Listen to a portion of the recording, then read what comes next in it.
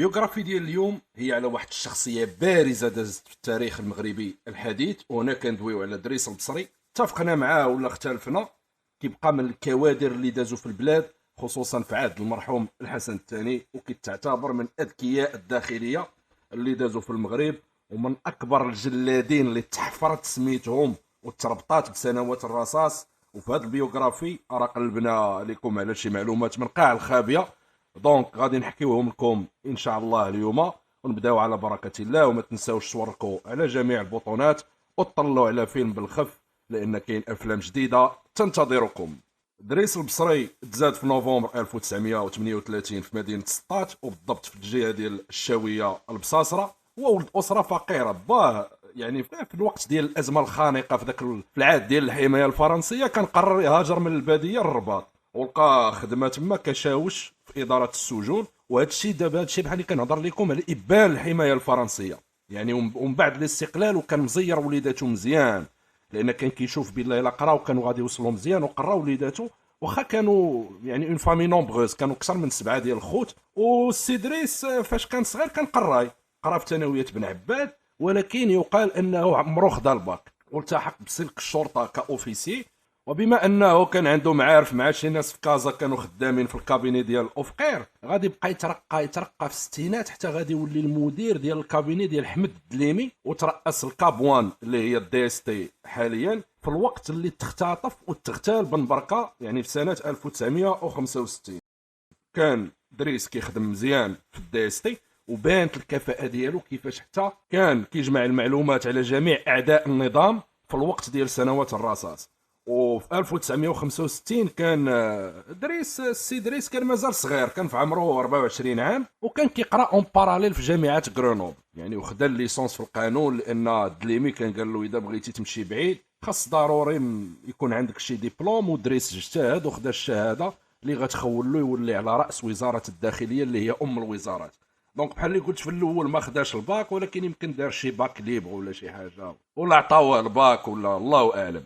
قبل من هذا الشيء بالضبط في 1963 كانت واحد المؤامره اتهم فيها الاتحاد الوطني للقوات الشعبيه انهم كيتآمروا مع عبد الناصر والنظام الجزائري ضد الملك الحسن الثاني، اللي كان يلا هذه عامين باش شد الحكم يعني، كانوا باغيين المغرب يولي جمهوريه. فهنا اصابع الاتهام كانت موجهه لليسار، والبصري هنا تبت الكفاءه ديالو في هذه القضيه مزيان، وقدر يستنطق ويستطيع يجمع المعلومات بطريقته الخاصه اللي كان فيها العنف والتعذيب.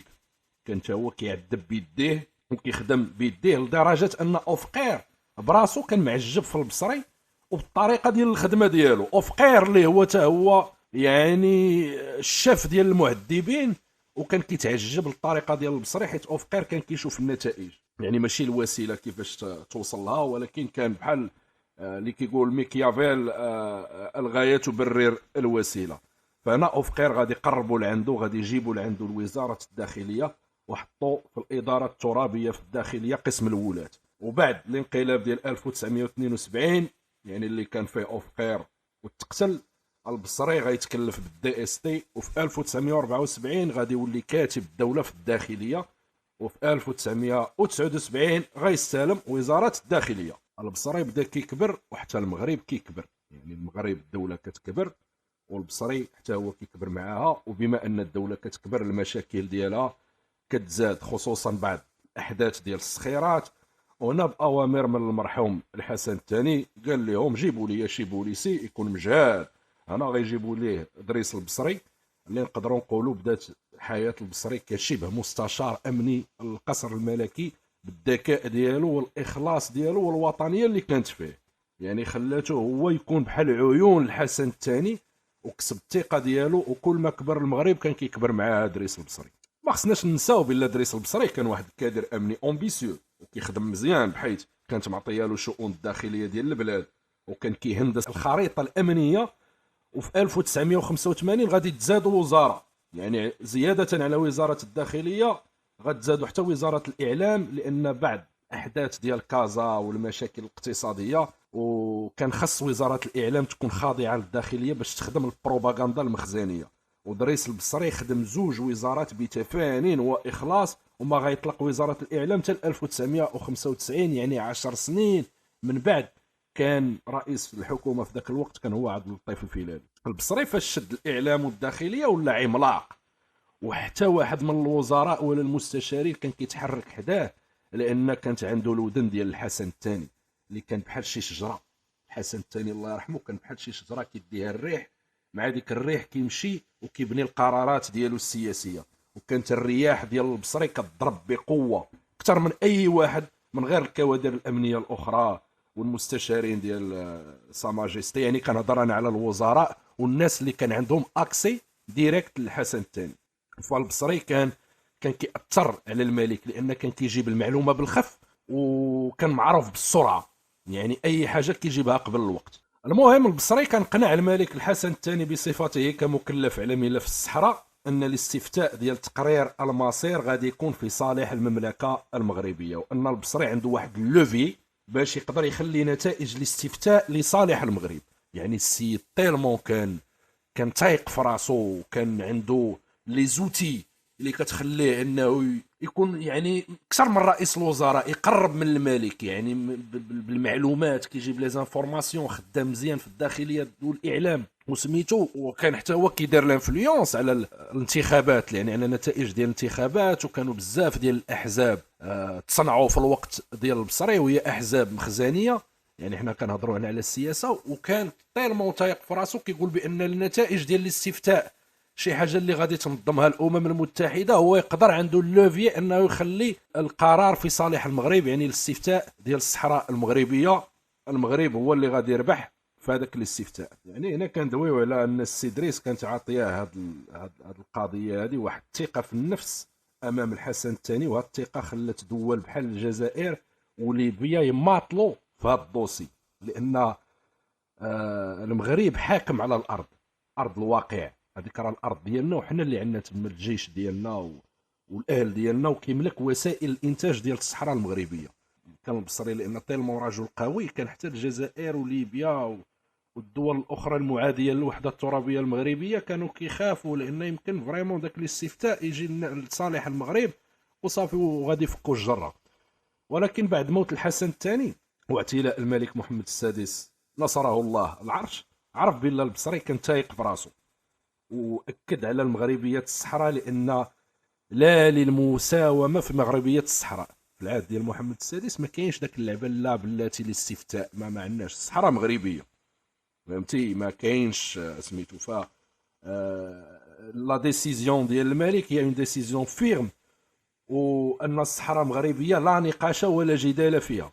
استفتاء ولا التخربيق ما كاين، لا استفتاء لا والو، كاين الصحراء مغربيه. ونقدروا نعطيو لهادوك اللي تابعين الجزائر الفرصه انهم يدخلوا في انتخابات باش تكون تما واحد الحكومه ديال الحكم الذاتي تو سامبلومون. يعني مغربيه الصحراء هذه لا جدال فيها.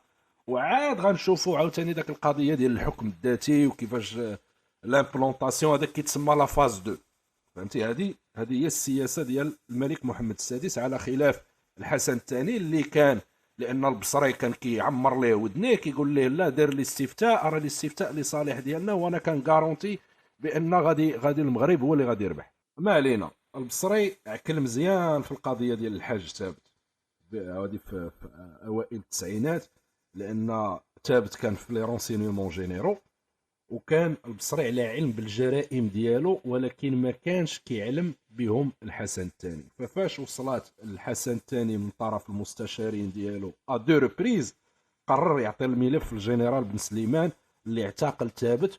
وكانت صفعه كبيره لدريس البصري، ولكن استمر في الداخليه وبدا البروسيسوس ديال الاصلاح ديال الشرطه من تما، واللي كملوا صاحب الجلاله محمد السادس مور ما اعتلى العرش. وكما كنشوفوا اليوم الحمد لله الجهاز البوليسي المغربي من احسن الاجهزه الامنيه على الصعيد العالمي، والحمد لله المخابرات ديالنا من الاقوى عالميا. وهذا الشيء هذا تبنى على سنوات، يعني ما نكروش بالله حتى البصري خدم من جهته فاش كان حاكم. في 1998 الاوضاع السياسيه والاقتصاديه كانت على الهاويه، واللي سماها المرحوم الحسن الثاني في ذاك الوقت بالسكته القلبيه. انا بالضبط الملك غادي يستدعي اليسار باش يديروا ائتلاف. في البدايه اليسار رفض، وكان برئاسه عبد الرحمن اليوسفي، والمعارضه يعني الكتله الديمقراطيه قبلت انها تدخل الحكومه، لكن ما بغاتش تتعامل مع البصري. وفيما بعد شهور ديال المفاوضات غادي يقبلوا بالبصري وزير الداخليه، حيت الملك ما تخلاش عليه وكان باغيه بجنبه، خصوصا في وزاره الداخليه اللي كانوا كيطلقوا عليها ام الوزارات. واليسار رفض في الاول يشتغل مع البصري حيت عنده تاريخ في القمع والتعذيب ومحاوله التفريق بين الاحزاب، طرق كان كيستعملها البصري في التاثير على النتائج الانتخابيه. لكن في الاخير اليسار غادي يقبل يشتغل معاه في الحكومه، وهذا الشيء ماشي غريب على اليسار، حيت اليسار كان ديجا تآمر مع أفقير على الملكيه، والدليل هي اتصالات ديال أفقير البصري ان اليوسفي وبعض يعني اعضاء اليسار داروا يديهم في السر مع أفقير في محاوله الانقلاب الثانيه. يعني اذا هنا كنشوفوا بان الجانب الاخلاقي والاسباب اللي طرحها اليسار ماشي صحيحه. اذا علاش قبلوا باش يشتغلوا مع البصري في الحكومه الجديده؟ اولا حيتاش ما عندهمش حتى شي خيار، ثانيا الحسن الثاني كان كيتيق في البصري وكان كيعطي ليه ملفات مثلا كملف الصحراء المغربيه اللي دوينا عليه. فالحسن الثاني كان انسان سياسي وكان مقنع، باش غتجلس معاه غيقنعك بطريقه عندها واحد بعد المدى. المهم وبحال اللي ما يروج كان واحد الحوار بين الحسن الثاني واليوسفي، كان الحسن الثاني المرحوم قال اليوسفي تا هو المرحوم، قال لي راه البصري اللي كتقول انت ما بغيتيش تخدم معاه راه كان واحد اجتماع سري درتو المعارضه في واحد البلاد الفلاني، والبصري بعد ساعات من انعقاد هذا الاجتماع جاب لي التقرير بداك الشيء اللي وقع فيه كامل وداك الشيء اللي تقال فيه. يعني هذا واحد الاجتماع ديال المعارضات دار في واحد الدوله معينه، فعندك البصري عابر للقارات. قال ليه راه لا تجاد اللي هو الجهاز ديال الاستخبارات الخارجيه المغربي جابت لي تقرير تدوزت 24 اور، يعني هو البصري جاب التقرير قبل من لا تجاد. المهم في عهد البصري الداخليه كانت كتسيطر على جميع يعني مفاصل الدوله، وحتى الدي اس تي يعني اللي كانت ركن من اركان الداخليه كانت كتحاول تهيمن على الخدمه ديال لا تجاد. حاليا بطبيعه الحال كل واحد كيدير خدمته، كل واحد في بلاصتو، والغايه هي الاستقرار والامن في البلاد. يعني ضروري كيكون واحد شويه ديال كومبيتيسيون بيناتهم، فهمتي داك المعانده في الخدمه، يعني شكون اللي كيخدم اكثر شكون اللي كيسميتو. الحاجه الاخرى هو في عهد البصري كانوا السلطات صراحه كل واحد كان القايد راه قايد، وكان اللي باشا راه باشا، وبرلماني برلماني، جدارمي جدارمي، كان كل واحد بالقيمه ديالو المركز ديالو في السلطه، وكان كيتحترم على حساب ذاك المركز ديالو.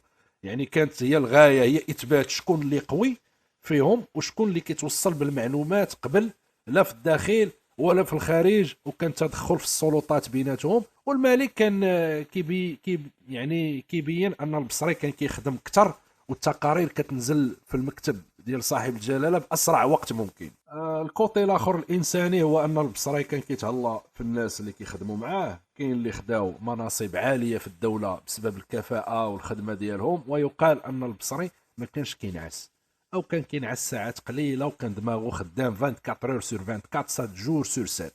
في العهد ديالو تعرفات مدينه سطات وتهلا في المدينه ديالو ولاد مدينته، وحتى الخريطه ديال لا بروفانس زاد عليها البحر، يعني دخل البحر في لا بروفانس ديال سطات باش يكون عندها منفذ على البحر.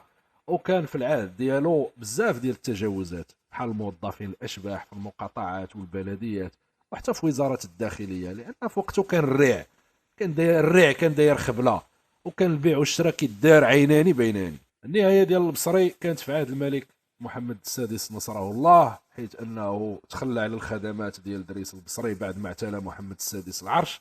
حيث الملك محمد السادس كانت عنده واحد الرؤيه للتغيير، تغيير بها المغرب، رؤيه جديده، رؤيه ديمقراطيه. واصلا البصري ما كانش كيتفاهم مع العنيقري وفؤاد علي الهمه، وكانوا بالنسبه ليه غير هوات في الخدمه ديالهم. وبطبيعه الحال الملك خلى الكوادر من الجهاز القديم كحسني بن سليمان والناس اللي كانوا مستعدين باش يتابعوا النهج والخطه ديال صاحب الجلاله الجديده، او الاصلاح ديال المغرب منفتح من مغرب قوي على عده مستويات واصعده. في 2002 البصري غادي يمشي لفرنسا، غيعيش تما، وفي 2007 غادي يموت بالكونسير في الكبده، ودوز داك الخمس سنين وهو كيبكي وكيشكي وبدل المواقف ديالو من الصحراء المغربيه، وكان كيسحاب راسو انه اذا مشى من الداخليه المغرب غادي ينهار.